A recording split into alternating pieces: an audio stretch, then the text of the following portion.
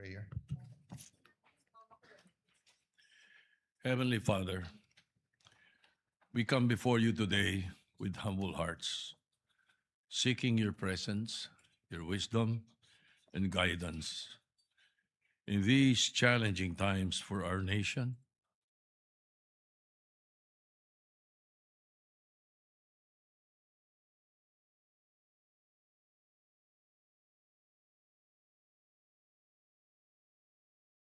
Pray for integrity to prevail over dishonesty, for humility to overcome pride, and for truth to silence deception. May those entrusted with leadership walk in righteousness, accountability, and genuine concern for the common good.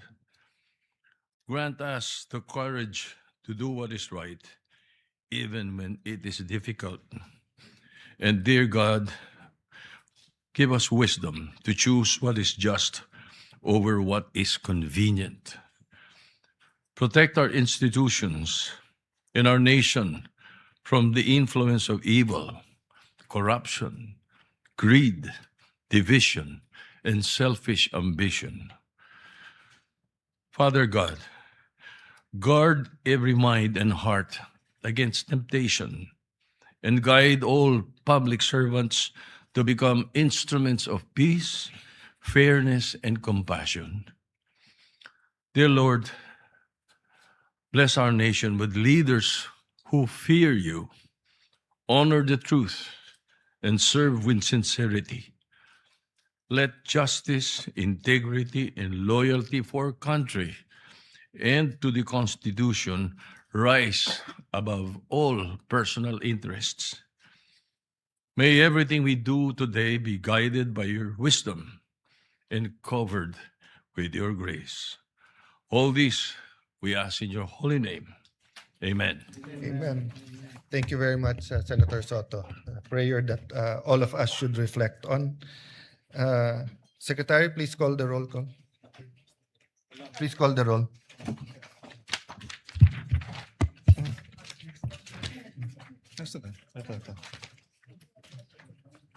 Roll call of members. The Honorable Senator Aquino, Senator Cayetano Pia, Senator De La Rosa, Senator Ejercito, Senator Escudero, Senator Estrada, Senator Gatchalian, Senator Go, Senator Ontiveros, Senator Lacson, Senator Lapid, Senator Ligarda, Senator Marcoleta, Senator Marcos,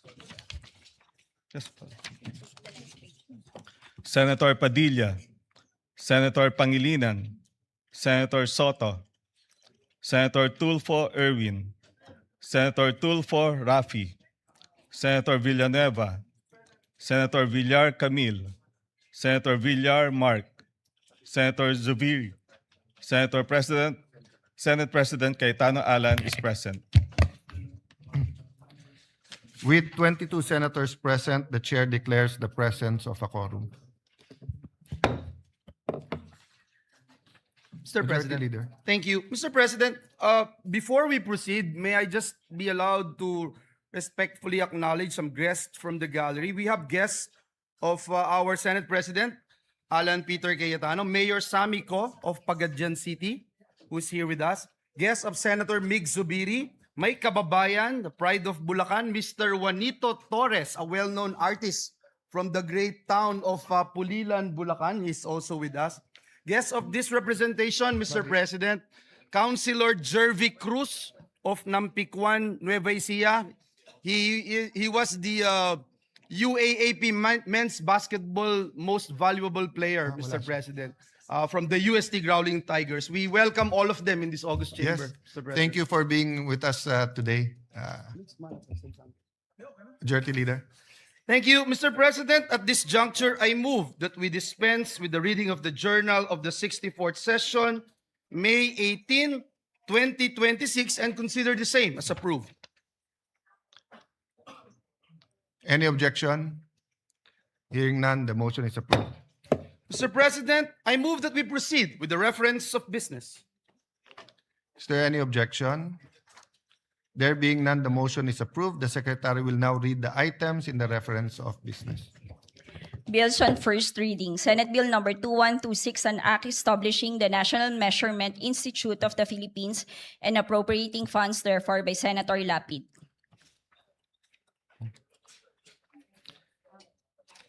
Referred to the Committee on Science and Technology, Civil Service, Government Reorganization, and Professional Regulation, Ways and Means, and Finance. Senate Bill number 2127, an act extending the corporate life and expanding the powers of the Philippine International Trading Corporation, amending for the purpose PD number 1071, otherwise known as the Revised Charter of the Philippine International Trading Corporation by Senator Lapid. Referred to the Committees on refers to the Committee on Government Corporation and Public Enterprise, Trade, Commerce, Entrepreneurship, and Finance. Resolutions. PSR 386, resolution congratulating and commending Albert Ian de los Santos for his historic gold medal performance and record-breaking feat in the men's 71 kilogram category at the 2026 IWF Junior World Championship in Ismailia, Egypt by Senator Lapid. Referred to the Committee on Rules. 387, resolution congratulating and commending Filipina Tech leader Kat Borlongan for being honored as a Knight Chevalier of the National Order of Merit, Order National du Mérite by the Republic of France by Senator Lapid. Referred to the Committee on Rules. 388, resolution urging the Department of Health to strengthen food safety, sanitation, and public health measures following the discovery of drug-resistant bacteria in street-sold palamig beverages in Tondo, Manila by Senator Lapid. Referred to the Committee on Health and Demography. 389, resolution congratulating and commending Team Pilipinas and Siniende of St. Pedro Poveda College for winning the gold medal in the Open Hip Hop Division of the 2026 International All-Star Federation Dance Worlds Championship held in Orlando, Florida by Senator Lapid. Referred to the Committee on Rules. 390, resolution urging the Land Transportation Office to conduct a comprehensive study on the implementation of programs promoting the use of reflective and high visibility gears during nighttime to enhance road safety and prevent accidents nationwide by Senator Lapid. Referred to the Committee on Public Services. 391, resolution congratulating and commending Regine Velasquez Alcacid for being named as the first ever Woman of the Year by Billboard Philippines by Senator Lapid. Referred to the Committee on Rules.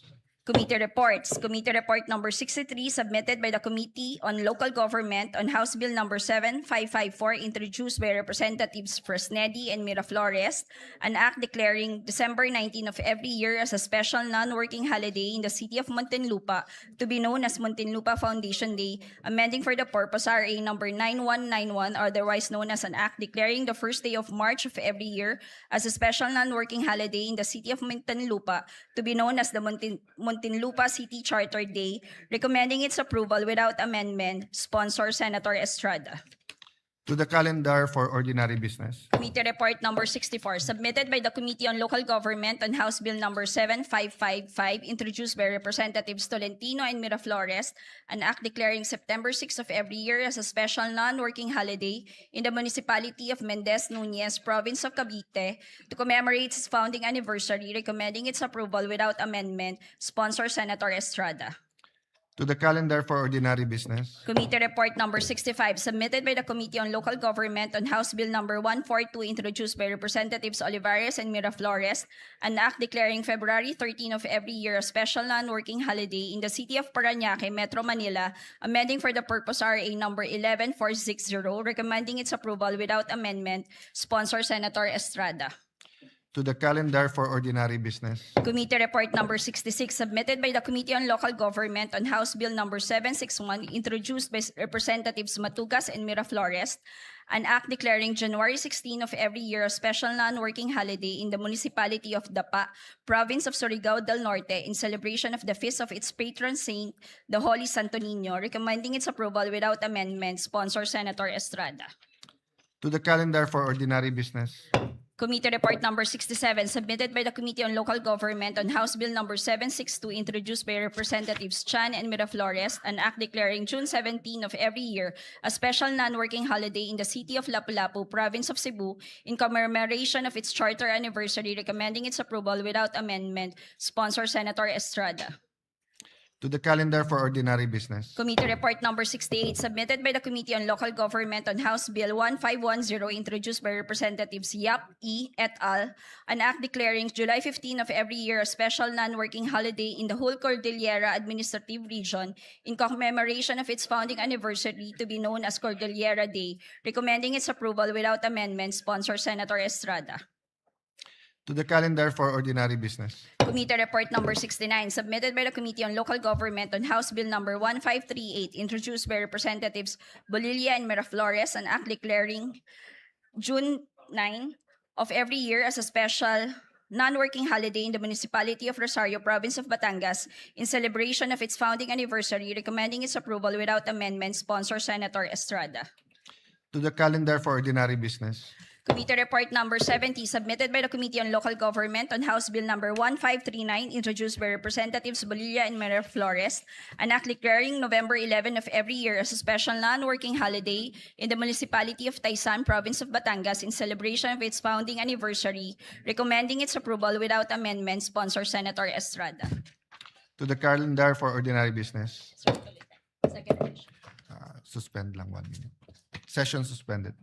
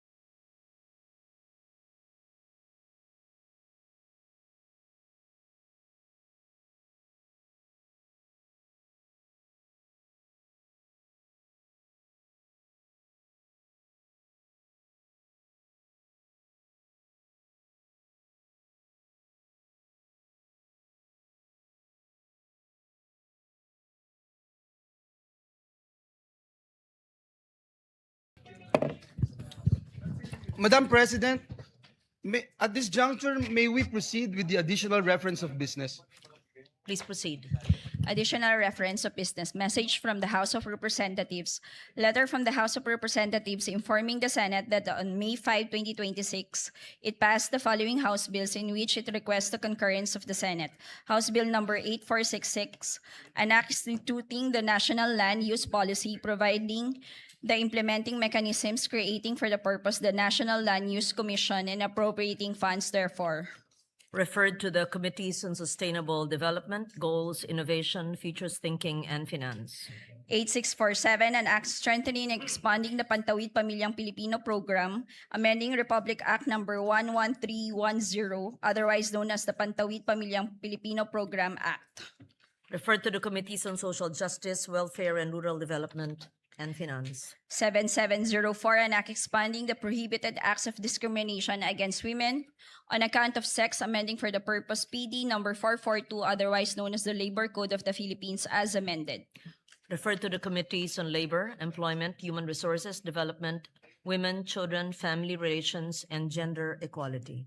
8461, an act granting the Katigbak Enterprise, San Pablo City Incorporated, a franchise to construct, install, establish, operate, and maintain radio and television stations in the Philippines. Referred to the Committee on Public Services.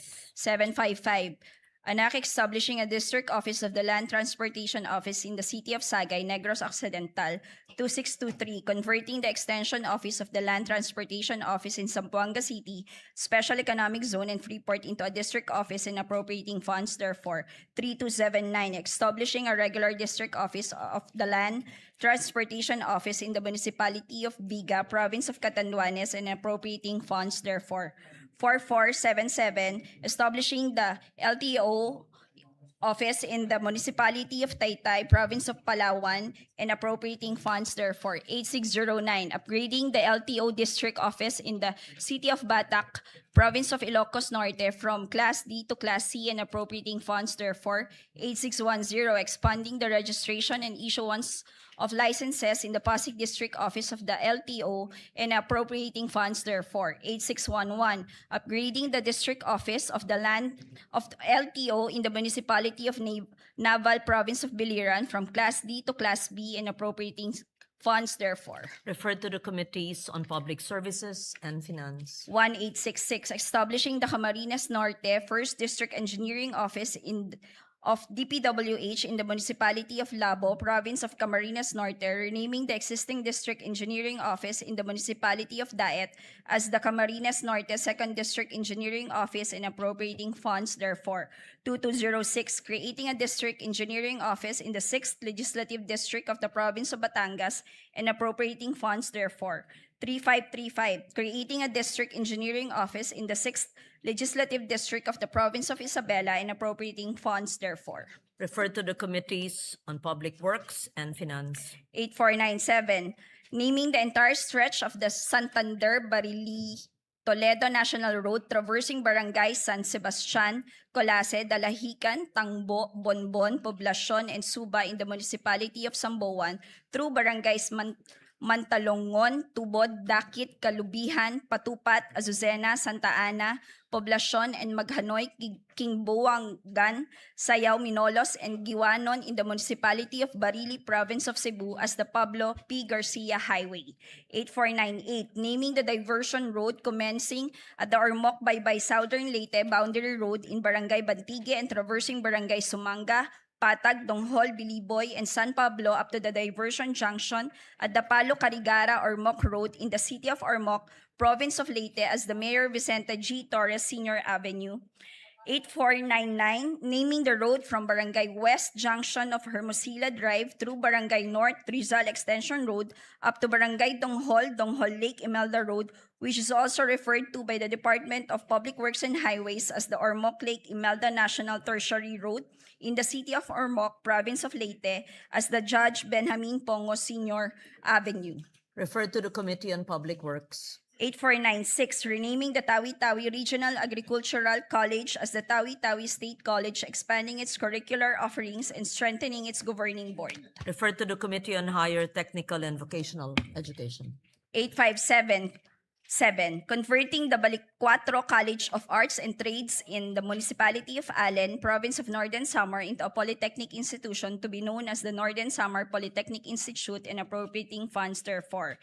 8578. Establishing a polytechnic institution in the Municipality of Mutyong, Province of Samar to be known as the Mutyong Polytechnic Institute and appropriating funds therefore. 8579. Converting the Cagayan de Oro School of Arts and Trades in the City of Cagayan de Oro into a polytechnic institution to be known as the Cagayan de Oro Polytechnic Institute and appropriating funds therefore.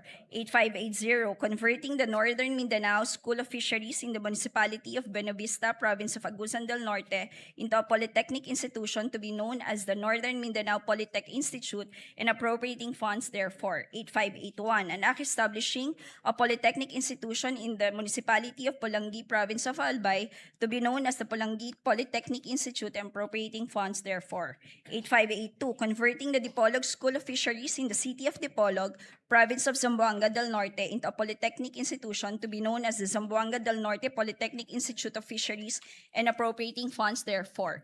8583. Converting the Agusan del Sur School of Arts and Trades in the Municipality of Prosperidad, Province of Agusan del Sur into a polytechnic institution to be known as the Agusan del Sur Polytechnic Institute and appropriating funds therefore. 8584. Converting the Sorsogon National Agricultural School in the Municipality of Castilla, Province of Sorsogon into a polytechnic institution to be known as the Sorsogon Polytechnic Institute and appropriating funds therefore. 8612. Establishing a polytechnic institution in the Municipality of Santa Maria, Province of Bulacan to be known as the Santa Maria Polytechnic Institute and appropriating funds therefore. Referred to the Committees on Higher Technical and Vocational Education and Finance. 8626. Establishing a College of Medicine in the Eastern Samar State University in the City of Borongan, Province of Eastern Samar and appropriating funds therefore. 8627. Converting the South Cotabato State College in the Municipality of Sorala, Province of South Cotabato into a state university to be known as the South Cotabato State Universities and appropriating funds therefore. Referred to the Committees on Higher Technical and Vocational Education, Ways and Means, and Finance. 839. An act declaring Can Umantad Falls located in Barangay Kadapdapan, Municipality of Kandihay, Province of Bohol, an ecotourism site. 842. Declaring Cancoca Hills located in Barangay Cambane, Municipality of Kandihay, Province of Bohol, an ecotourism destination. 901. Declaring Mabanog Falls located in Barangay Darapuay, Municipality of Bansalan, Province of Davao del Sur, an ecotourism site. And 1005. Declaring the Congressman Edelmiro A. Amante Sr. Mapaso Resort and Adventure Nature Park located in the Municipality of Santiago, Province of Agusan del Sur, an ecotourism zone. Referred to the Committees on Tourism, Environment, Natural Resources, and Climate Change and Finance. 1663. Establishing the Battle of the Sibuyan Sea Memorial Shrine in the Municipality of Kahidjokan, Province of Romblon, and declaring it a tourism destination. Referred to the Committees on Tourism and Finance. 1664. Declaring the Binukot Beach area located in Barangay Bunsuran, Municipality of Ferrol, Province of Romblon, an ecotourism destination. Referred to the Committees on Tourism, Environment and Natural Resources, and Climate Change and Finance. 1665. Declaring the Kolong Beach located in the Municipality of Corcuera, Province of Romblon, a tourism destination. And 1666. Declaring the Municipality of San Jose, popularly known as Isla de Carabao, Province of Romblon, a tourism destination. Referred to the Committees on Tourism and Finance. 1667. Declaring the Looc Bay area located in the Municipality of Looc, Province of Romblon, an ecotourism destination. Referred to the Committees on Tourism, Environment, Natural Resources, and Climate Change and Finance. 1668. Declaring the Payayasog Beach located in Barangay Mangansagag, Municipality of Corcuera, Province of Romblon, a tourism destination. 1669. Declaring the ruins of Cota de San Jose located in the Municipality of Corcuera, Province of Romblon, a tourism site. 1672. Declaring the Siki It Elepante Rock Formation located in the coast of Barangay Labnig, Municipality of Corcuera, Province of Romblon, a tourism site. Referred to the Committees on Tourism and Finance. 2928. Declaring the Municipality of San Fernando, Province of Romblon, a tourism development area. 8562. Declaring the Municipality of Columbio, Province of Sultan Kudarat as tourism development area. 8563, declaring Bangal Caves located in the municipality of Ragay, province of Camarines Sur as ecotourism destination. Referred to the Committees on Tourism, Environment, Natural Resources, and Climate Change, and Finance. 8564, declaring Barangay Managa in Sitio Balutakay, municipality of Bansalan, province of Davao del Sur as a prime tourism destination. Referred to the Committees on Tourism and Eight- Finance. 8565, declaring the Pasig Islet located in Barangay Bato, municipality of Santa Cruz, province of Davao del Sur as an ecotourism site. 8566, declaring Barangay Kapatagan in the city of Digos, province of Davao del Sur as tourism destination. 8568, declaring the Bakhawan Eco Park located in Barangay New Buswang, municipality of Calibo, province of Aklan as an ecotourism zone. Referred to the Committees on Tourism, Environment, Natural Resources, and Climate Change, and Finance. 8569, declaring the immediate environs of the National Shrine of Padre Pio, commonly known as Padre Pio Shrine, located in Barangay San Pedro, City of Santo Tomas, Province of Batangas, as a tourism destination. 8570, declaring the municipality of Barlik in Mountain Province as a tourism development area. Referred to the Committees on Tourism and Finance. 8571, declaring the Palani Beach located in the municipality of Balod, province of Masbate as an ecotourism destination. 8572, declaring the Bien Unido Double Barrier Reef and its immediate underwater environs of Bien Unido, province of Bohol as a tourism destination. 8573, declaring Ulot River in the municipality of Paranas, province of Samar, an ecotourism destination. 8574, declaring Sitio Pulacan of San Fernando Barangay, City of Talisay, Negros Occidental as an ecotourism zone. 8575, declaring the Agusan Marsh located in the municipalities of Talocogon, San Francisco, Rosario, Bunawan, Loreto, La Paz, and Veruela, all in the province of Agusan del Sur as an ecotourism zone. Referred to the Committees on Tourism, Environment, Natural Resources, and Climate Change, and Finance. 8621, upgrading the Kalinga Provincial Hospital in the city of Tabo, province of Kalinga into a Level 3 regional hospital to be known as the Northern Cordillera Regional Medical Center and appropriating funds therefore. 8622, establishing in the city of Valencia, province of Bukidnon, a multi-specialty hospital and research center to be known as the Bukidnon Farmers Research and Medical Center and appropriating funds therefore. And 8623, renaming the Jose B. Lingad Memorial General Hospital in the city of San Fernando, province of Pampanga to Jose B. Lingad Medical Center, increasing its bed capacity from 1,000 to 1,500 beds, upgrading its professional healthcare services and facilities, authorizing the increase of its medical personnel and appropriating funds, therefore repealing for the purpose RA number 11359. Referred to the Committees on Health and Demography and Finance. 8457, granting a legislative franchise to Cagayan 1 Electric Cooperative to construct, install, establish, operate, own, manage, and maintain a distribution system for the conveyance of electric power to the end users in the city of Tuguegarao and municipalities of Peña Blanca, Enriles, Solana, Amulong, Piat, Santo Niño, Tuwao, Rizal, Igig, Alcala, and Bagao, province of Cagayan. 8458, granting a legislative franchise to Isabela 1 Electric Cooperative to construct, install, establish, operate, own, manage, and maintain a distribution system for the conveyance of electric power to the end users in the cities of Kawayan, City of Santiago, municipalities of Angandanan, San Guillermo, Ramon, San Mateo, San Isidro, Alicia, Etchague, Cordon, Jones, San Agustin, Cabanatuan, Cabatuan, Luna, and Reyna Mercedes, province of Isabela. 8459, granting a legislative franchise to First Candaduanes Electric Cooperative to construct, install, establish, operate, own, manage, and maintain a distribution system for the conveyance of electric power to the end users in the municipalities of Bagamanok, Baras, Bato, Karamoran, Kigmoto, Pandan, Panganiban, San Andres, San Miguel, Viga, and Verac, Catanduanes.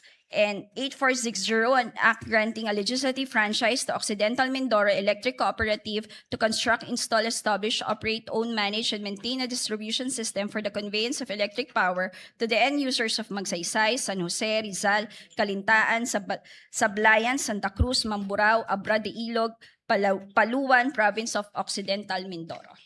Referred to the Committee on Public Services. Madam President, if I may, Majority Leader. Thank you. Madam President, before we proceed, may I just be allowed to recognize some guests from the gallery? Guests of Senator Ligarda, Regional Director John Montero of BJMP Region 6, and Mr. Sergio Dava Jr. of the Provincial Government of Antique. Also, guest of this representation is Kasim Mirza from the University of Santo Tomas. We welcome all of them in this August chamber. We welcome you to the Senate. Madam President, having closed the period of interpellation, may I be allowed to respectfully move that we resume consideration of Senate Bill number 1511 under Committee Report number 15. This is the bill strengthening the protection of parents against hospital detention. I so move, Madam President.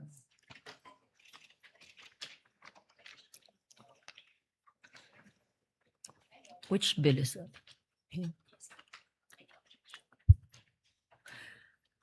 Any objection? Hearing none, the motion is approved and consideration of the said measure is now in order. Please proceed. Thank you, Madam President. This juncture, I move to open the period of individual amendments and with the consent of the body, may we recognize, Madam President, Senator Risa Ontiveros, and to propose, not proposing, no. Oh, the chair, the sponsor of the measure, Senator Risa Ontiveros, to propose amendments, Madam President. I so move. We recognize Senator Risa Ontiveros for the period. Is this committee amendments? This is individual amendments, Madam President. Individual amendments? Yes. But Senator Ontiveros is a sponsor. Yes, Madam President. Please proceed. Thank you, Madam President. Madam President, I thank Senators Sherwin Gatchalian, Joel Villanueva, and Robin Padilla for their proposed amendments, enhancing the provisions of Senate Bill 1511, or the Enhanced Anti-Hospital Detention Act. Page 1 amendment from Senator Gatchalian.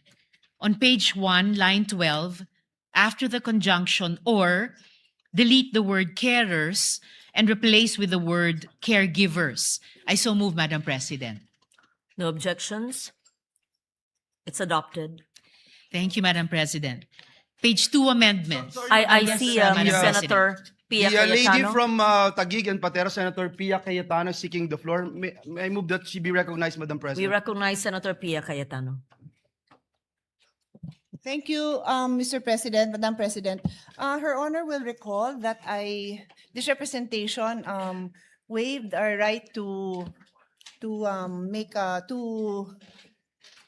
interpellate on the condition that we would be allowed to ask clarificatory questions during the period of the amendments. Does Her Honor recall? Yes, Madam President. Yeah. So what I'll do, Mr. President, is I'll just make a prefatory statement now because my amendment is actually in this line now, in line 13. So if with the permission of the sponsor, may I proceed? Yes, Madam President, by all means. Just to be clear about it, the amendment was accepted. Yes, And- I'm on the next. I'm on to And the we are next. on to the next, and we recognize Senator Pia. Thank you, Mr. President. So I'd like to put on record that this bill that Her Honor is sponsoring is an amendment to the bill that I sponsored and that became law over a decade ago. I don't even remember the year. Do we remember the year? I just want to put it on record kung gaano katagal na yon and how we appreciate that Her Honor is chairman of the Committee on Health at the time that she was handling this. 2007, so 19 years ago na. It honestly feels like maybe 6 years ago, but it's 19 years ago. So it is high time, and I thank the sponsor for taking the time to revisit this law. Even after we passed it, we received many reports on how the situation of yung detention of patients has improved, but then we would still continue to have to intervene many times because this situation still kept coming up. So this representation is thankful that we have the opportunity to strengthen this law even further.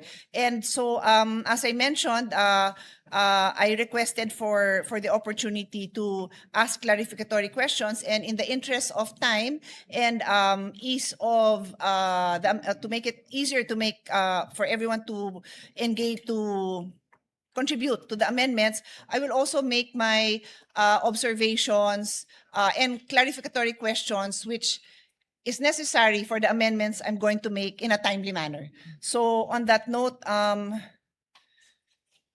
Madam President, my amendment is still on page 1, and that is why I stood up now.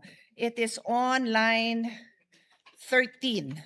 So I will read the provision for everyone's understanding. And of course, if we have, we don't really need it naman. It's not a complicated line, but I just want to explain the nature of my amendment. So the existing provision with the amendment of Senator Gatchalian reads, it shall also be unlawful to detain the relatives, representatives, or caregivers of such patients, as well as the newborn child in the case of maternity patients. So that is where my question is. On line 13, there is reference to the newborn child. What I'd like to point out, Madam President, is that does Her Honor think there is a need to indicate and to insert the proper descriptive lines whether the newborn child is fully or partially recovered or may have died? Because this is a phrase that is found in the previous paragraph with reference to a patient, and I read, this is the existing provision. The detention of patients who have fully or partially recovered or have been adequately attended to or may have died. So may clarification na gano'n, na yung status ng patient, whether nag-recover siya partially or fully or namatay, covered siya. So I'm also asking now, should we make that same clarification for the newborn? Kasi po, yung nakita kong mga cases, ilalaban pa talaga ng ospital, patay na. Hindi naman sinabi sa batas yun na patay na. Buhay pa. So this representation feels it won't hurt to add those lines. We submit, Madam President, I do agree with the gentlewoman from Taguigan Pateros that it would not hurt to include that qualification if she so desires. Okay.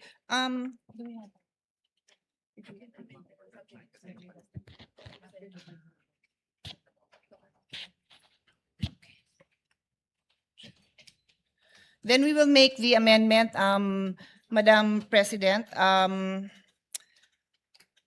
I can get back to Her Honor. It's a very simple line naman, so let me just propose it. We can proceed so we don't delay, and then I'll get back to this line. Yes, Simple Madam lang naman. President. It will I'll be, ask my Legi staff as well to formulate yes, of course. this. I would just like to clarify. Before this, we accepted the amendment, and this will be another sentence, the next sentence. May you just please read it, and then we say subject to style, or depending on the consultation with the sponsor.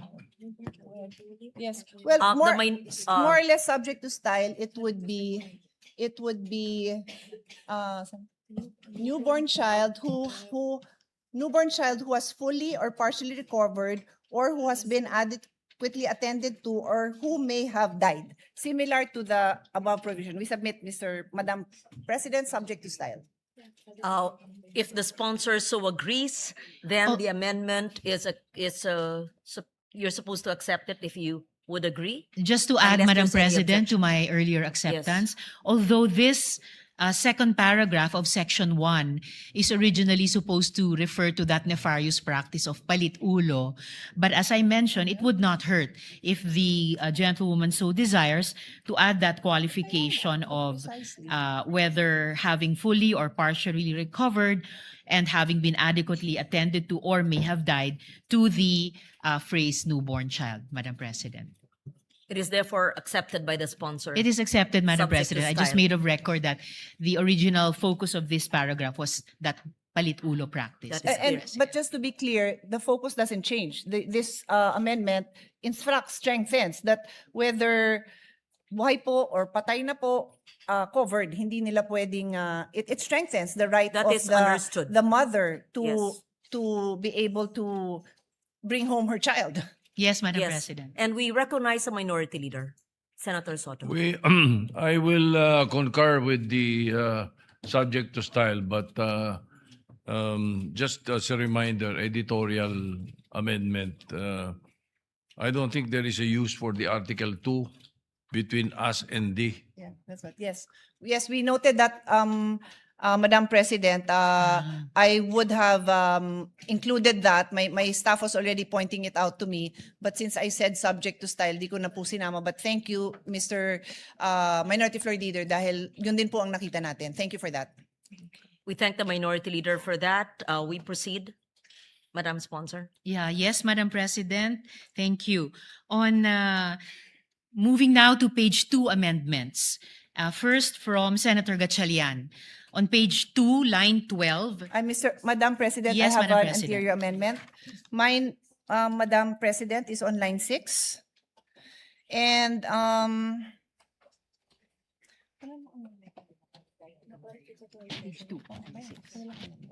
so actually, there may be no need for an amendment. It's just to clarify the intention here so that again, when this when these amendments become law, we make it very clear what the legislative intent is. So I'd like to read this into the record so that our colleagues who are following along with us can follow the discussion. No? This paragraph is about the patient who expresses a desire to be admitted to a non-private room and yet naipasok siya sa private room. So, explain ko lang po ang concern ko. No? So, I'll read that paragraph first. The amendment of the sponsor states, patients who stayed in private rooms shall not be covered by this act. So, ibig sabihin, hindi ka pwede mag-avail ng itong anti-detention kung nasa private room ka. Unless the said patient, notwithstanding one's expressed desire to be admitted to a non-private room, was admitted to a private room for the following reasons. A, no non-private room is available in the hospital, medical city, etc. B, the physician or other medical professionals of the hospital, medical clinic, or other facility deemed it to be in the best interest of the patient to be admitted. So the observation and the legislative intent that I want to put on record is on letter B, na kaya naipasok sa private room ang pasyente dahil yung doktor niya or other professional, medical professional of the hospital or health center deemed it in the best interest of the patient to be admitted. Yun ho ang intention, tama ba, Madam Sponsor? That's right, Madam President. Okay. And so, what this representation would like to emphasize now is that the legislative intent for the physicians overriding the desire, the expressed desire of the patient to be put in a non-private room is only for purpose of showing that in this case, that patient will be allowed to avail of the non-detention of this law. They can avail of this law. In other words, we are not liberalizing or changing the rule that the patient's desires will always govern. A doctor, medical professional cannot override a patient's desire in other cases. Limited to dito sa topic ng non-hospital detention. Tama ho ba, Madam Sponsor? Yes, Madam President. One bill, one topic. Yes. So yun lang naman, again, to put it there, because minsan nako-quote yung bill, alam nyo naman, nako-quote, tapos hindi naman yan yung intention natin dito. So nagkakasundo po tayo ng sponsor. Yun lang po. Thank you very much. Thank you. Yes. What is the next amendment of Senator Pia? Just for my clarification. Yes, we recognize the minority leader. Yes, thank you, Madam President. Just for my clarification. So kapag ikaw ay nasa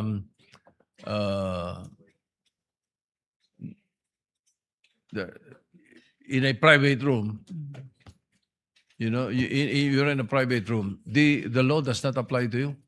This law does not apply to you? Is that it? That is right, Madam President. So Kung nasa non-private room ka, ano babayaran mo ron? Di ba wala ka naman talagang babayaran doon? Sa private room kami babayaran eh. It's actually the So case. why are we Sorry. exempting Minority Leader. them? It's actually the case po, Madam President, good Minority Leader, that even patients po na-admit halimbawa sa mga ward, sa mga basic accommodation, kahit sila po ay nag-a-accrue po ng out-of-pocket expenses. Yes, I agree. Madam So, kaya hindi pa pwede this law is very important for them. Ano? Gusto nga natin to. And it's a variation of the original law by Senator Pia Cayetano. But then again, ang understanding ko in the language is kapag ikaw ay sa private room, they can detain you pag hindi ka makabayad. The intent, Madam President, is that in the contexts and under the conditions specified in this bill at dinagdagan po natin from the original law, may recourse po yung pasyente under this law. It is not to say na kung recourse. iba pa po ang circumstansya niya, wala na siyang ibang remedies under the law, but it may be other laws. Ito po, specific to those. What kung saan recourse ito kaya would that be? For example, we have a patient in a private room, may cirrhosis of the liver, and then sabi ng mga doktor, wala na pag-asa ito. Iuwi nyo na lang. Hindi maiuwi, walang pambayad. Hindi papayagan ng ospital. They do not fall in the category of this law. Or this bill, I'm sorry. Unfortunately, Madam President, in the case of that patient, yung medical decision po ng attending physician niya ang magpe-prevail. Well, The answer, if Her Honor will allow. Certainly, Madam Yeah, President. at May the least, sponsor, yes. thank you. At Senator least Pia. during the time that we sponsored the original bill, iba lang yung requirements ng private hospital. They have the liberty to, nagpapauwi naman yan sila, and we really don't support any detention under any condition. But because they chose a private room, minsan ang mahal din talaga ng rooms na pinipili nila, may iba silang kondisyon. So they may be requiring promissory note, guarantor, ang daming requirements bago nila palabasin. In this case, very specific yung rule na no detention, and then later on in other provision, there are also requirements pa rin to produce something, but that is what the law is dictating. Hanggang dito lang ang pwede nyong i-require. Pag private na, then the hospitals can make other requirements, Mr. President, to secure the payment that for payment for the services that were rendered, Mr. President. Yun yung naalala po natin dun sa bill when we worked on it before. Thank you. Additionally, I hope Madam it President, clarifies. po maiiwasan yung sitwasyon na binababalaan ni Minority Leader dahil kahit sa mga private hospitals, by law, kailangan nilang i-provide 10% ng mga kwarto nila under ward or basic accommodations terms to the patients, Madam President. well, just for the record, so that when this bill becomes law, the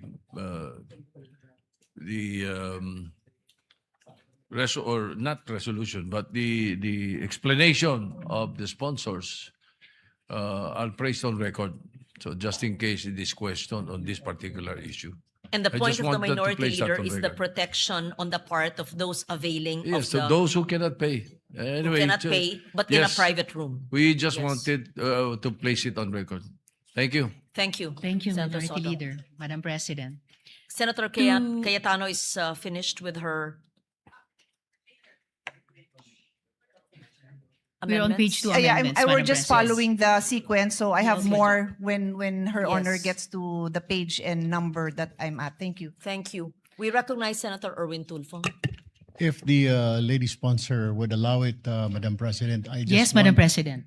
Gusto ko lamang po kasing linawin, nabanggit po kasi kanina na may mga pasyente pong sila po kasi ang namimili na ilagay sila sa pribadong kwarto.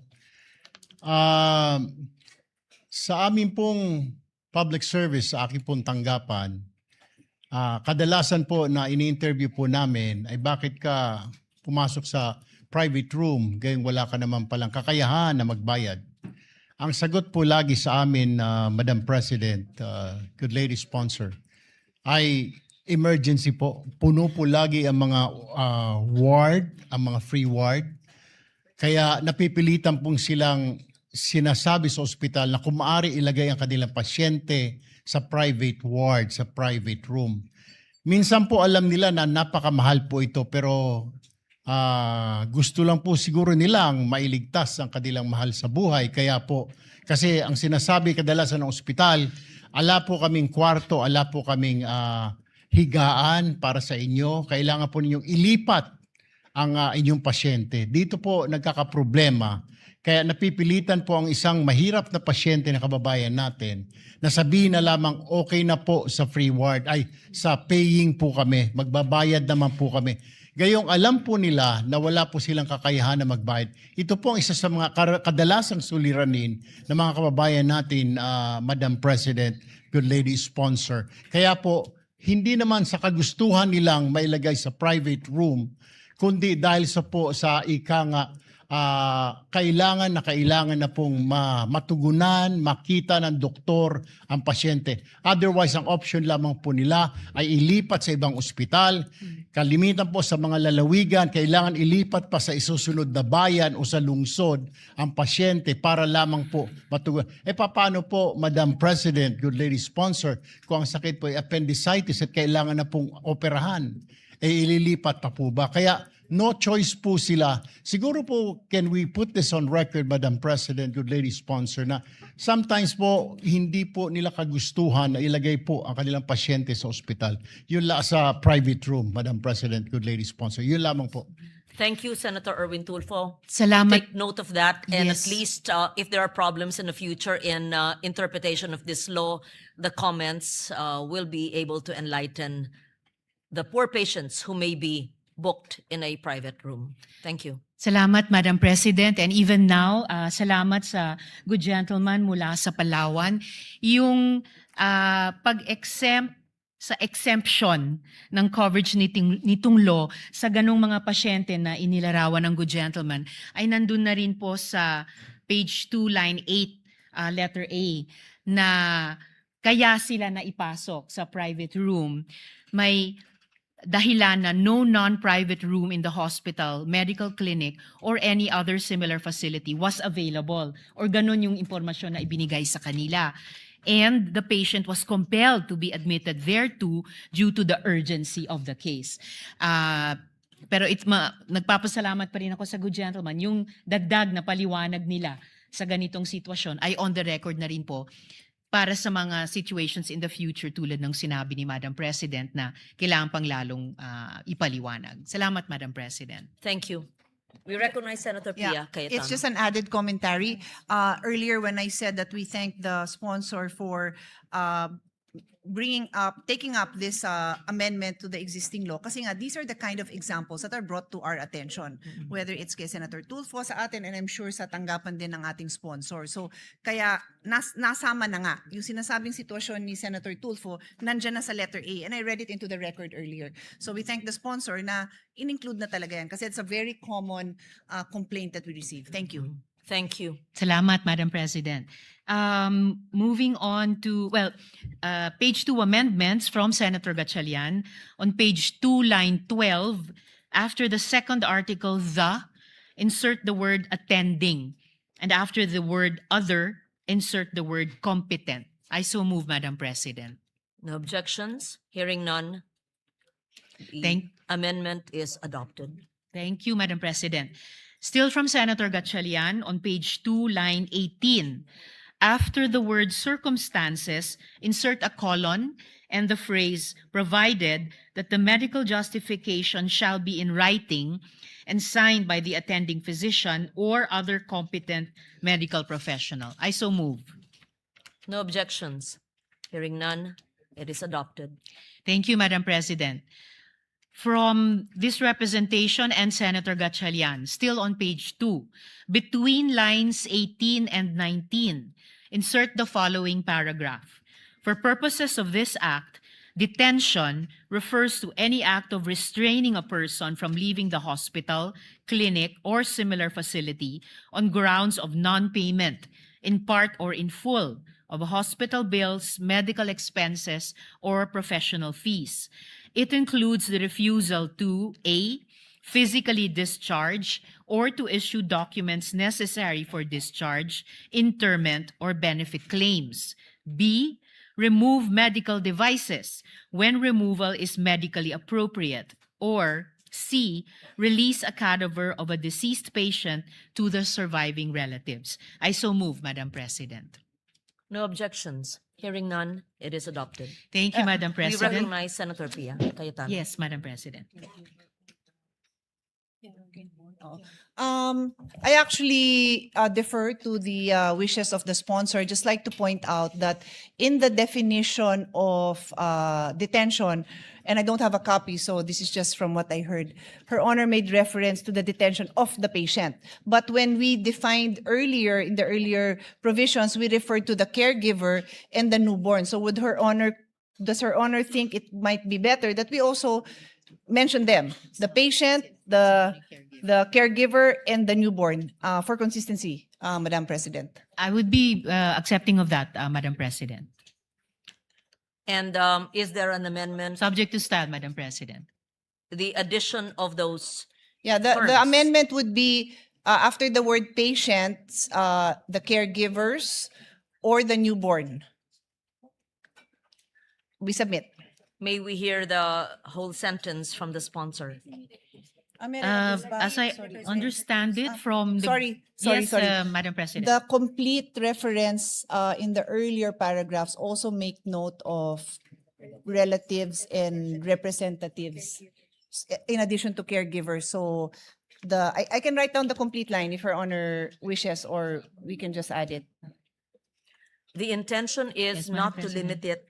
The To intention the- is not to limit it to patient, To the but to patient. include everyone else that Yes. was mentioned earlier, that if they cannot detain those persons. The caregiver and The newborn relatives baby. and or representatives. Yes.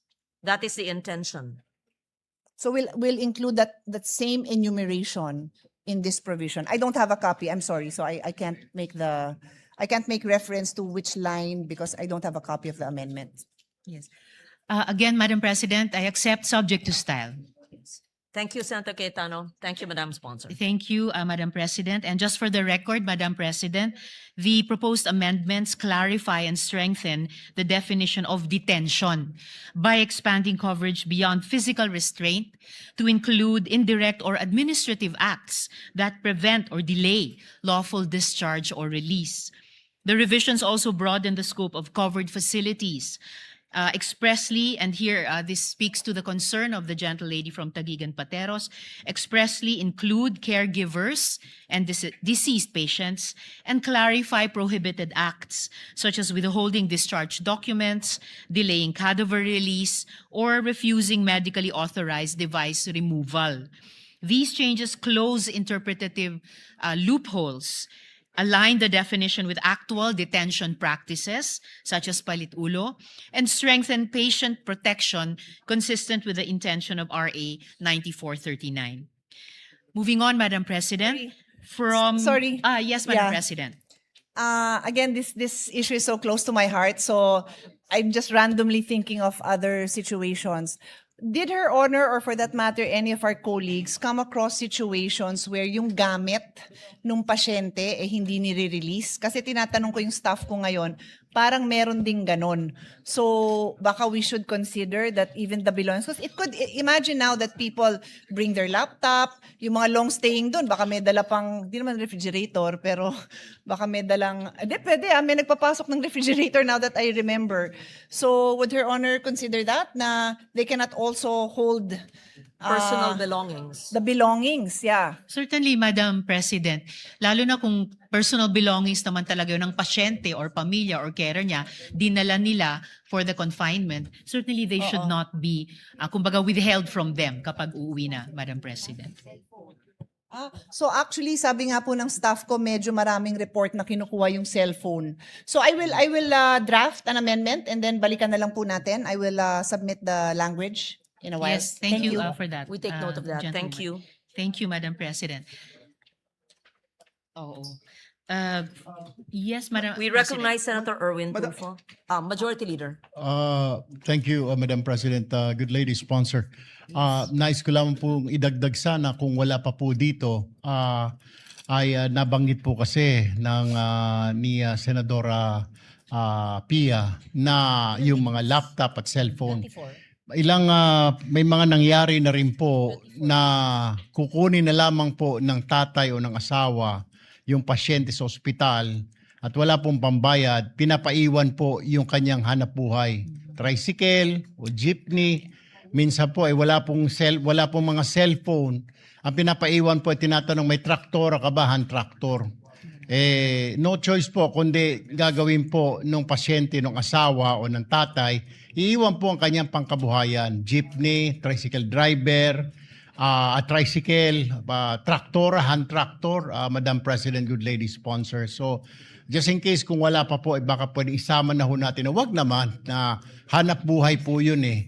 May lalabas niya nga po yung kanyang anak, asawa, subalit yung kanyang pangkabuhayan naman po ay mawawala. Thank you, Madam President. What is the amendment of Senator Tulfo then? Gusto ko po sanang maisama po ito How do kung we phrase it? kung isama na rin po Yes. doon sa amendment Livelihood? po.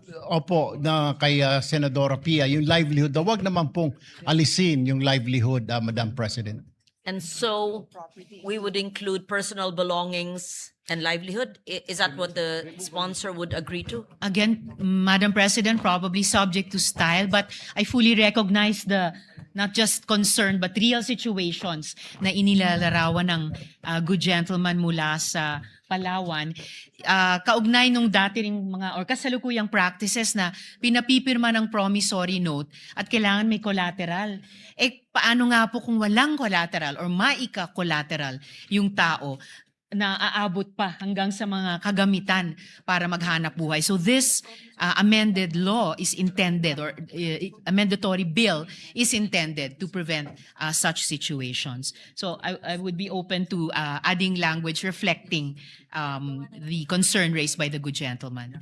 Thank you. Madam President, Yes, if I may. Majority Leader. Madam Yes. President, we have been talking about the proposed amendment of the distinguished gentleman from Palawan, and right now, Senator Pia and our minority leader are coordinating with each other with the right word that will be introduced later on. So we would like to put that into the records.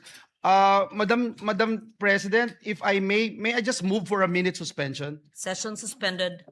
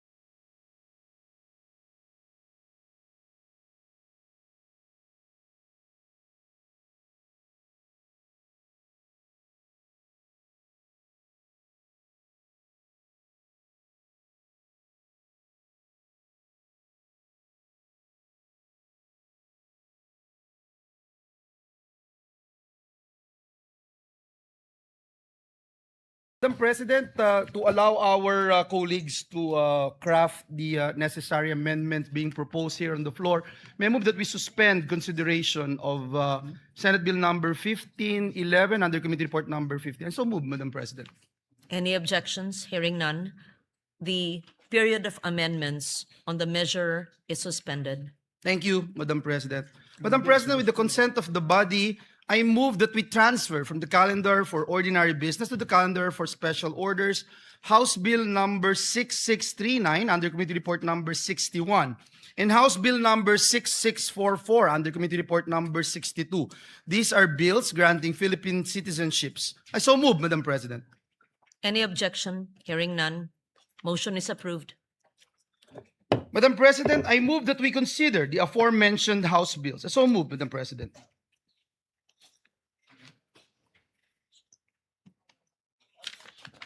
Any objection? Hearing none. The motion is approved. Secretary, please read into the record the title of the bills without prejudice to inserting into the record the whole text thereof. House Bill number 6639, an act granting Philippine citizenship to Benny Francois Boatwright III. House Bill number 6644, an act granting Philippine citizenship to Matthew James Ramos. Madam President, upon the consultation of this representation to the minority leader and with the consent of the body, may I respectfully move to recognize Senator Francis Kiko Pangilinan to deliver an omnibus sponsorship speech. I so move, Madam President. We recognize Senator Kiko Pangilinan for his sponsorship. Yes, please proceed. Thank you, Madam President. Thank you, distinguished Majority Leader, Acting Majority Leader, and to our distinguished colleagues. I rise today, with the permission of our colleagues, for an omnibus sponsorship of two committee reports. Committee Report number 61 in consideration of House Bill 6639, granting Philippine citizenship to Benny Francois Boatwright III, and Committee Report number 62 in consideration of House Bill number 6644, granting Philippine citizenship to Matthew James Ramos. These measures correspond to Senate Bill 5095, authored by Senate President Alan Peter Cayetano, Senator Pia Cayetano, and Senator Bongo, granting Philippine citizenship to Benny Boatwright, and Senate Bill number 1613, authored by Senator Bongo, granting Philippine citizenship to Matthew James Ramos. Matthew and Benny are world-class athletes who, despite the many opportunities and paths available to them elsewhere, have chosen to cast their lot with the Filipino people. Pinili nila hindi lang lumaban para sa bandila natin, pinili rin nilang maging bahagi ng ating kwento bilang isang bansa. Matthew James Ramos is a decorated wrestler and a proud son of Filipino Pangasinense Father Chris Crescente Holanday Ramos. Kahit na ipinanganak at pinalaki sa Estados Unidos, pinili ni Matthew na bigyang karangalan ang kanyang mga ninuno, hindi lang sa salita, kung hindi sa sakripisyo, sa paninindigan at serbisyo sa Philippine sports. At the height of a promising wrestling career in the United States, Matthew made the life-changing decision to represent the Philippines in international competitions and help elevate the sport of wrestling in the country. Among his outstanding accomplishments, Matthew was runner-up in the 2023 NCAA Championships and was hailed as Purdue University's 60th All-American. He is a two-time NCAA qualifier and a two-time Big Ten place winner, finishing 7th in 2022 and 3rd in 2023. He became the 2022 U.S. Open champion in the 57-kilogram category and reached the NCAA Championships round of 12 in the 133-pound division that same year. He was also a two-time NWCA, National Wrestling Coaches Association Scholar, All-American, and at a young age, captured the 2018 Cadet World Championship in the 51-kilogram category. He was ranked among the top wrestling recruits in the United States by Flow Wrestling, Intermat, and the Open Mat. Yet, despite these accolades and the many doors open to him in America, Matthew Ramos chose the Philippines. He embraced not only our food, from adobo to dinuguan and to balut. If you are able to eat balut, you are very, very Filipino in that sense. But also the deeper values that define us as a people. Respect for elders through po and opo. The importance of family. During the hearing, I think 6 or 7 or 8 of his family members and his fiancée or his girlfriend was there. And he brought the warmth of the Filipino spirit and of community. Like adobo, which is cooked differently in every region of the country, being Filipino comes in many forms. But whether in cooking, in sports, or in nationhood, what matters most is the heart, ang puso. And for Matthew Ramos, becoming Filipino is already in his heart. He was unable to attend today's sponsorship speech, Mr. President, but he was actually here last week when we were scheduled to sponsor it last week. He had to go back to the United States for a competition, but he is committed to coming back when we pass this measure in plenary.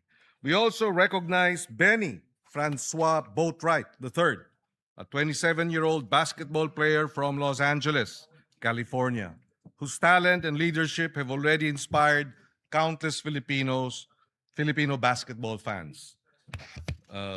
Benny Francois Boatwright is here with us in the gallery. Standing at 6 feet 10 inches, Benny joined the San Miguel Beermen in December 2023 as the team's import for the PBA Commissioner's Cup. He played a crucial role in leading the Beermen to the championship, delivering 19 points, 13 rebounds, 8 assists in the title-clinching Game 6. But beyond his athletic ability, Benny understands something deeply familiar to Filipinos, that basketball is never about one person alone. It is about trust, sacrifice, and teamwork. That spirit mirrors our own Bayanihan tradition, the belief that people achieve greatness when they lift one another up. By embracing the Philippines and choosing to stand with Filipino athletes, Benny Boatwright strengthens not only our basketball program, but also our hopes of excelling on the international stage, defending our Asian Games title, and one day returning to the Olympics. In recognizing the sincere desire of Matthew James Ramos and Benny Francois Boatwright III to become Filipinos, these bills seek to honor not only their achievements as athletes, but also their genuine commitment to our flag, our people, our culture, and our nation. For citizenship is not defined solely by jus soli, meaning right by birthplace, or jus sanguinis, meaning right by blood. As people have moved since the beginning of time, citizenship is also defined by the right by choice. Citizenship is also defined by choosing to carry the Philippine flag with pride and honor before the world. Mabuhay ang pinipili ang Pilipinas. Mabuhay ang nagmamahal sa Pilipinas. Mabuhay ang Pilipinas. May we request our colleagues, we urge them to support this measure and its immediate passing. Maraming salamat, Mr. President. Thank you, Senator Pangilinan. Majority Leader. Madam President, the gentleman from San Juan, Senator Jinggoy Estrada, would like to deliver his co-sponsorship speech. I move that he be recognized, Madam President. Senator Jinggoy Estrada is recognized. Thank you, Madam President. Madam President, distinguished colleagues, I'm honored to co-sponsor the bills granting Filipino citizenship to two remarkable athletes to wit. House Bill number 6639 under Committee Report number 61 entitled An Act Granting Philippine Citizenship to Benny Francois Boatwright III, and House Bill number 6644 under Committee Report number 62, entitled An Act Granting Philippine Citizenship to Matthew James Ramos. The said bills are reported out by the Committee on Justice and Human Rights under the able leadership of its chairperson, Senator Francis Kiko Pangilinan, the best friend of Senator Robin Padilla. Mr. Benny Francois Boatwright III is a 29-year-old professional basketball player born in Los Angeles, California. He stands at 6 feet 10 inches. He has demonstrated an immediate and powerful impact upon joining the San Miguel Beermen in December 2023 for the PBA Commissioner's Cup. His exceptional skill and leadership were instrumental in leading the Beermen to the championship crown, securing the title after tallying 19 points, 13 rebounds, and 8 assists in the crucial Game 6. This performance quickly earned the admiration of Filipino fans. His naturalization will pave the way for him to play for the national basketball team Gilas Pilipinas. His bid for naturalization is supported by the Samahang Basketball ng Pilipinas Executive Director Erica D. and Gilas team manager Alfrancis Chua. Another athlete applying for Philippine citizenship is Mr. Matthew James Ramos, a 25-year-old Filipino-American wrestler born in Naperville, Illinois. Matthew traces his Philippine roots from his father, Crisante Olanday Ramos, a resident of Barangay Poblacion, Basista, Pangasinan. He is the 2022 US Open champion and 2022 NCAA Championship Round of 12. Matthew has expressed his earnest intention to become a naturalized Filipino citizen in order to proudly represent the Philippines in international wrestling competitions. His desire to carry the Philippine flag on the global stage reflects not only his personal affinity for his Filipino roots, but also his commitment to contribute to the nation's sports development. Granting Filipino citizenship to Benny Boatwright and James Matthew Ramos serves as a recognition of their dedication, exemplary talent, and earnest desire to represent the Philippines in international competitions. As a staunch advocate of basketball and sports in general, this representation has been continuously supporting measures that will improve the conditions of Filipino athletes and to make them globally competitive dahil sama-sama tayong nangangarap na makita ang Philippine sports, basketball man o wrestling, na umangat sa buong mundo. With this, Madam President, this representation supports the granting of Philippine citizenship to both Benny Francois Boatwright III and Matthew James Ramos. Thank you, Madam President. Thank you, Senator Jinggoy Estrada, Majority Leader. Oh, Senator Pia Cayetano will deliver a co-sponsorship speech. Thank you, Madam President.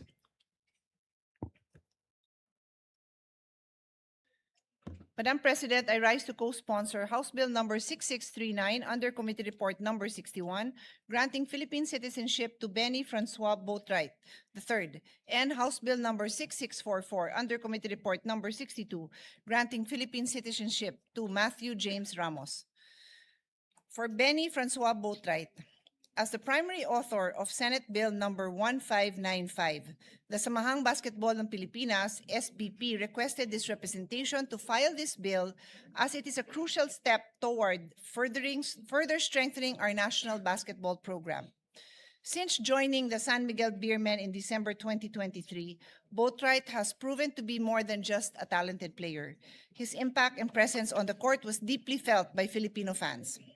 He has demonstrated that what it truly means to contribute to Philippine sports, with excellence, consistency, and a heart that has clearly found a home here. In fact, Boatwright's connection to our people predates his professional career. Growing up, he was surrounded by our community and culture and had many Filipino friends. This natural bond with our heritage is exactly why he has integrated so seamlessly into our local basketball scene. Since first arriving in 2023, Boatwright has consistently chosen to return to the Philippines, not merely as a place of work, but as a community with which he has formed a genuine and lasting bond. His contribution does not end in the PBA. If naturalized, he will play for Gilas, Pilipinas, in the Asian Games, the SEA Games, and in the 2028 Olympic qualifying cycle for the 2028 LA Olympics. Ultimately, Boatwright's value to this nation goes far beyond his performance on the court. His genuine love and affection for our people, our culture, and even our food is something that cannot be coached. For Matthew James Ramos, a 25-year-old Filipino-American elite wrestler who traced his heritage to his father, Crisente Holanday Ramos of Basista, Pangasinan, he intended to become a naturalized citizen to officially represent the Philippines in international combat sports competition, being supported by the Wrestling Association of the Philippines. Ramos holds an exceptional athletic record, highlighted by being crowned the 2018 Cadet World Champion, winning the 2022 U.S. Open Championships, and finishing as the 2023 National Collegiate Athletic Association, NCAA, national runner-up for Purdue University, where he earned All-American honors. Demonstrating a rare balance of athletic and academic rigor, he maintained his standing as a two-time National Wrestling Coaches Association Scholar, All-American, and was recognized as one of the 2024 Outstanding Seniors by Purdue's College of Health and Human Sciences. Crucially, he brings this elite coaching expertise back home, committing to train, mentor, and uplift local Filipino wrestlers. His naturalization promises to elevate the Philippines on the global wrestling stage and serve as a powerful inspiration to the Filipino youth. In closing, granting citizenship to Boatwright and Ramos, who have both demonstrated excellence and commitment to the Philippines, is a recognition of the value they bring to our collective aspirations. I've always believed that sports is more than just a game. It is a platform. It is a platform for our youth to see what excellence looks like in action. Being an athlete has taught me important life values such as discipline, teamwork, time management, and commitment, all of which I use to this day. These are the same standards we now set forth for Boatwright and Ramos as they prepare to raise the Philippine flag. I ask for your support, my dear colleagues. Thank you, Madam President. Thank you, Senator Pia Cayetano. For another co-sponsorship speech, we recognize Senator Bongo. Mr. President, esteemed colleagues, as one of the authors of the bills in consideration, I rise today to co-sponsor the measures granting Philippine citizenship to Mr. Benny Boatwright III and Mr. Matthew James Ramos. At the outset, allow me to express my full support for these measures and thank the sponsor, Senator Kiko Pangilinan, for prioritizing these measures. The grant of Philippine citizenship through is a power recognized under our Constitution and exercised by Congress in favor of individuals who have shown not only merit and competence, but also a sincere commitment to serve the Filipino nation. Citizenship is more than a legal status. It is a bond of loyalty, responsibility, and shared purpose. In the case of these two athletes, we see individuals who are willing to carry our flag, represent our people, and contribute to the continuing development of Philippine sports. Mr. Benny Boatwright has already made a strong mark in Philippine basketball. Napapanood niyo po siya sa PBA, sa ongoing PBA, no? Kaya lang na eliminated yata sila just last Saturday or Sunday. But anyway, since joining the San Miguel Beermen in 2023 PBA Commissioner's Cup, he has shown exceptional talent, professionalism, and leadership on the court. His contribution helped the team capture the championship, and his performance proved that he can be a valuable addition to the future of Philippine basketball. As a potential naturalized player for Gilas, Pilipinas. Yun po ang pinaka kulang ngayon natin, no? Since yung mainstay natin sa Gilas, Pilipinas na naturalized player na si Justin Brownlee ay hindi na rin po bumabata. Kailangan natin ng batang naturalized player. Mr. Boatwright brings size, skill, discipline, and experience that can strengthen our national team in international competitions. Pareho sila ni Brownlee. May mga 3 points shooting rin po ito. Magaling sa 3 points. His possible inclusion will not only improve our competitiveness, but will also contribute to our long-standing dream of seeing the Philippines stand proudly among the best basketball nations in the world. Lalong-lalo na po ngayon na napanalunan po natin ang first ever gold since 1962. After 63 years tayo nanalo muli sa Asian Games nung 2023 Asian Games. And we are now the defending champion. Paalala ko lang po kay Mr. Boatwright, as you take on this role, just a reminder to you, you are expected to maintain your health and fitness at all times. Be always fit. Being part of the national team is not just an opportunity, it is a responsibility that calls for dedication, sacrifice, and excellence. Always bear in mind your duty to support and elevate the team, guided by discipline in everything you do, both on and off the field. You must consistently keep yourself in peak condition, prepared to perform and compete at the highest level. Always eat Filipino food. Try to eat bulad also, my favorite. Likewise, we also recognize Mr. Matthew James Ramos, a Filipino-American wrestler whose Filipino roots trace back to Pangasinan through his father. Ito talaga, nanggaling po ito sa Pangasinan at pride natin ito. Mr. Ramos has clearly expressed his desire to become a Filipino citizen and to represent the Philippines in international wrestling competitions. This desire is not only merely symbolic, it reflects his respect for his Filipino heritage, his connection to our people, and his willingness to bring honor to the country through his chosen sport. Napakaganda po yung kanyang naging desisyon na muli na to represent the Philippines.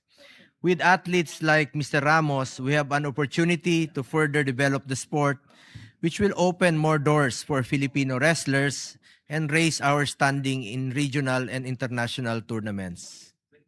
Mr. President, as chairperson of the Committee on Sport, I believe that our duty is not only to support athletes who already bring honor to the country, but also to strengthen the systems and opportunities that will allow Philippine sports to grow. The naturalization of Mr. Boatwright and Mr. Ramos forms part of this broader effort. It allows us to build stronger national teams, expand our national talent pool, and inspire young Filipinos to dream bigger, train harder, and believe that they too can represent the country with pride and excellence. These measures are not simply about granting citizenship to two deserving individuals.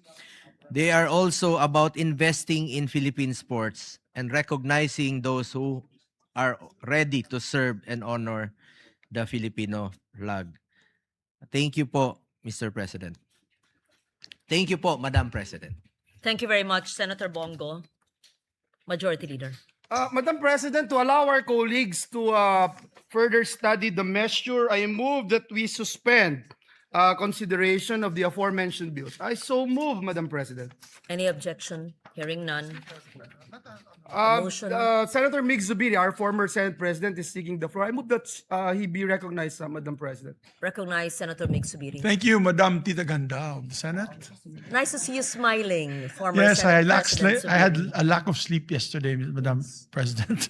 That's why I was not up to speed with what was happening. But anyway, Madam President, on the, I just wanted to raise not an issue. I am fully supportive of these two gentlemen that will be taking their, hopefully, their oath as Filipino citizens. But one of them happens to be a son of a Filipino, Mr. Ramos, the wrestler. And I was talking to my colleagues, or my dear friend Alvin Aguilar is here from the Wrestling NSA. We're together with the NSA. He's for wrestling and I'm for Arnis. And I was saying to Senator Kiko Pangilinan that he was used to be the chairman of the Committee on Justice, that maybe we can make an amendment, or we can have amendments to the dual citizenship law. Kasi kung automatic na dapat kung yung nanay mo o tatay mo ay Pilipino, bakit pang dadaan sa ganitong proseso? Dapat automatic. Under the old law that Senator Frank Drilon passed, apparently there was a timeline, like a cutoff date, that everybody who had who were older and like they're already adults that wanted to be Filipino citizens again, or be dual citizens, there was a cutoff date. I think it's about time we revisit that law, Madam President, to our colleagues that are listening today, whoever will be the chairman of the Committee on Justice, and let us amend it. Let's just make it automatic. Because I was in Japan recently, I met a lot of OFWs who were not able to apply there's online or their dual citizenship because nga, of that cut-off date. I think, Madam Chair, it's a time that we revisit the law, and so as long as you can prove that your mother or your father is Filipino, automatic yung pagbigay po ng dual citizenship. We take Thank you. note of that, Thank you very and much. this representation would be happy to support a bill. I just asked now the Secretariat, there is no amendment to the dual citizenship law. And if they can help us draft an amendment to the dual citizenship, then perhaps Senator Subiri can be one of the principal authors of the measure. We'll do that. Thank you. Thank you. Thank you. Majority Leader.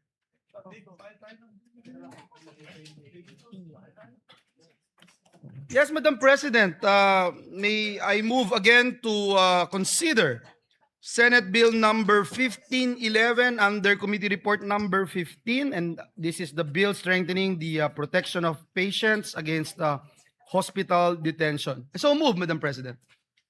Have we, you've moved already for the... I did, Madam Yes, President. and the motion was approved. Yes. Yes. Already approved that Now we we suspend revert back consideration. and Yes. recognize Senator Ontiveros, the sponsor of the measure. May we recognize again the... Salamat We po, Madam recognize President. Senator Ontiveros.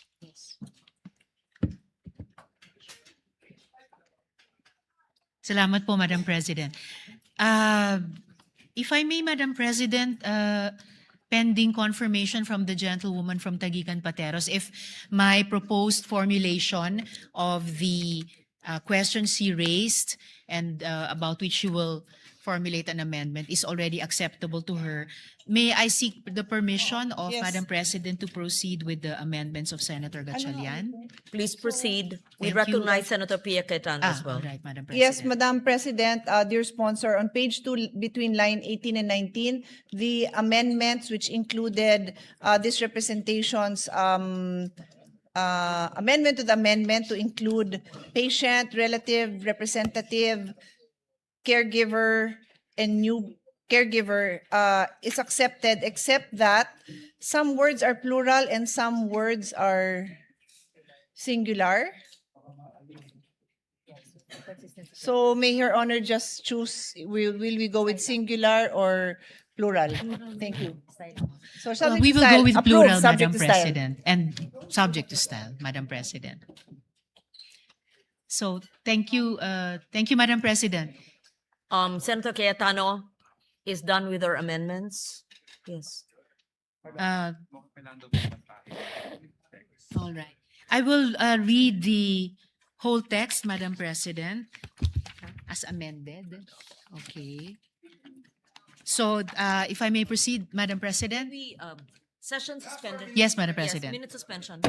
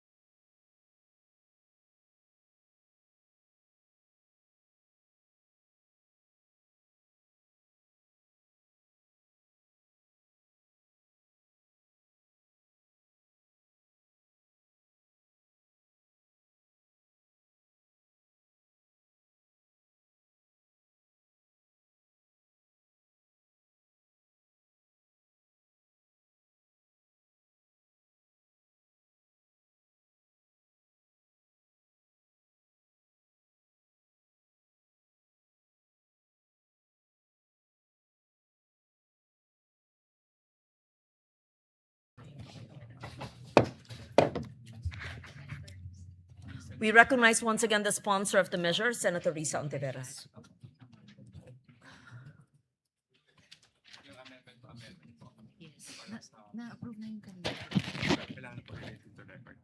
Ito. Thank you, Madam President. Just to read into the record, the earlier discussed and approved amendment of the good gentle lady from Taguigan Pateros, that provision will now read on page 2, between lines 18 and 19, insert the following paragraph. For purposes of this act, detention refers to any act of restraining a person, whether a patient, relative, representative, caregiver, newborn, or deceased person, from leaving a hospital, clinic, or similar facility on the ground of non-payment, in whole or in part, of a hospital bills, medical expenses, or professional fees. It includes the refusal to A, physically discharge a patient or issue documents necessary for discharge, interment, or benefit claims. B, remove medical devices when such removal is medically appropriate. C, release personal belongings. And D, release the cadaver of a deceased patient to the surviving relatives. So for the record, Madam Chair. We therefore approve Yes, the Madam Chair. amendment just read by the sponsor. Thank you, Madam Chair. To proceed, still on page 2 from Senator Gatchalian. On page 2, line 30, after the word required, delete the preposition on and replace with preposition of. Further, on the same line, delete the word senior citizens and replace with the word patients. I so move. No objection? So Thank- approved. Thank you, Madam Chair. Madam President. Page 3 amendments now. Still from Senator Gatchalian. On page 3, line 2, after the word development, delete the colon and the phrase provided further that those patients who are partially recovered shall sign a waiver or undertaking that they are assuming the risk of the consequences for requesting for discharge despite having not fully recovered. I so move. No objection? Thank Amendment you, is approved. Madam President. We recognize Senator Yes, Madam Pia President. Cayetano. To repeat, the motion approved was to delete from colon and the following phrase up to the words having not fully recovered. Yes, that Yes, is Madam clearly Chair. understood. Yes, Sorry, Madam Chair. I would just like to see it in writing, just because I was conferring with my staff on my amendment on this same item, so I was not able to capture the actual amendment. It might be the same as mine, it might be different. I need time to just look at the actual amendment, Madam President. It is actually different, Madam President, and it's supposed to be the next amendment that I will read into the record, also from Senator Pia Cayetano. And I will yield the floor if the good gentle lady would prefer to read her amendment, Madam President. So I understand my amendment is different, but I do have a comment on this amendment. If Her Honor can just give me time, a minute suspension, please. All right. Yes, Session Madam President. suspended.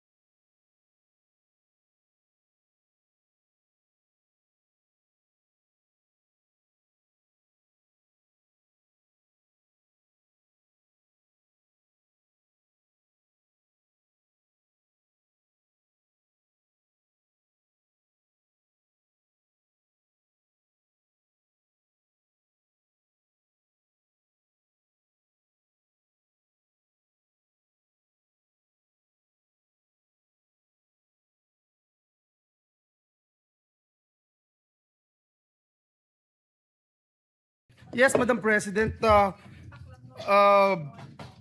as agreed upon by our minority leader and the members present here today in this plenary. May I just respectfully move that we suspend consideration of Senate Bill number 1511 under Committee Report number 15 with the commitment that this will be tackled first as first item tomorrow, Madam President. I so move, Madam President.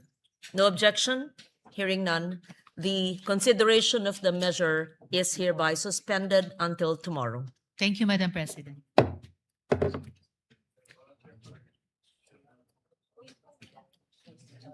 Madam President, at this juncture, and pursuant to Rule 10, Section 13 of the Rules of the Senate, may I respectfully move to elect Senator Mark Villar as chairperson of the Committee on Finance, Vice Senator Win Gatchalian. So move, Mr. President. Any objection? Hearing none, motion is approved. Thank you, Madam President.